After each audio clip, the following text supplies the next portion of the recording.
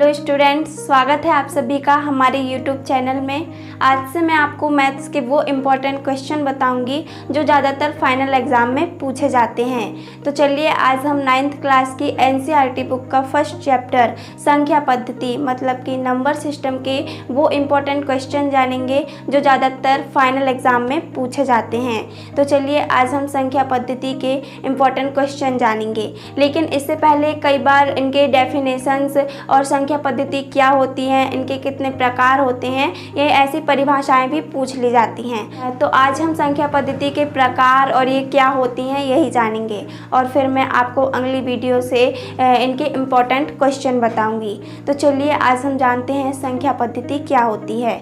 ऐसी पद्धति जिनमें संख्याओं और उनके बीच संबंधों और नियमों का अध्ययन किया जाता है संख्या पद्धति कहलाती हैं। अब इनके भी कई प्रकार होते हैं, जिनमें से सबसे पहला है प्राकृतिक संख्या मतलब कि नेचुरल नंबर। वे संख्याएं जो 1 से शुरू होकर अनंत तक जाती हैं उन्हें प्राकृतिक संख्या कहते हैं। जैसे 1, 2, 3, 4, 5, 6 अभी अनंत तक भी जा सकती हैं। फिर दूसरा है पूर्ण संख्या मतलब कि होल नंबर। वे संख्याएं जो 0 से शुरू होकर अनंत तक जाती हैं उन्हें पूर्ण संख्या कहते हैं। जैसे 0, 1, 2, 3, 4, 5, 6 ये सभी पूर्ण संख्या होती हैं। और तीसरा है पूर्णांक संख्या मतलब कि इंटीजर नंबर। प्राकृतिक संख्याओं में उनके ऋणात्मक संख्या और शून्य को सम्मिलित कर देने पर जो संख्या हमें प्राप्त होती है वो पूर्णांक संख्या कहलाती है।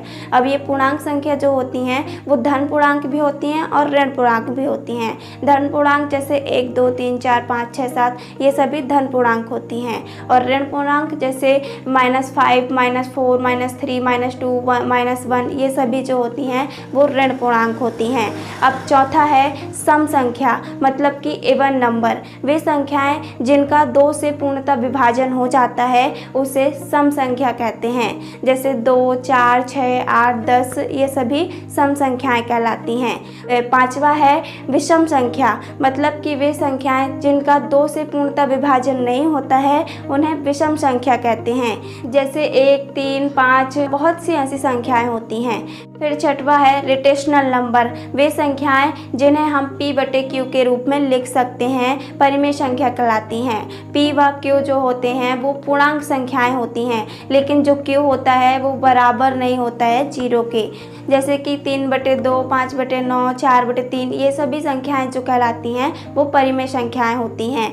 फिर सातवां है अपरिमेय संख्या मतलब कि इर्रेशनल नंबर। ये वे संख्याएं जिन्हें हम p/q के रूप में नहीं लिख सकते परिमेय संख्याएं कहलाती हैं। जैसे कि p और q जो होते हैं वो पूर्णांक संख्या ही होती हैं, लेकिन जो q होता है वो 0 के बराबर नहीं होता है। जैसे √3, √5, √4 ये सभी संख्याएं जो होती हैं वो परिमेय संख्याएं होती हैं। तो फ्रेंड्स, आपको ये वीडियो कैसी लगी कमेंट करके ज़रूर बताइएगा, और चैनल को शेयर एंड सब्सक्राइब कीजिएगा। और अगली वीडियो में जो आपको इम्पोर्टेंट क्वेश्चन बताऊँगी वो ज़रूर से देखिएगा। Thank you.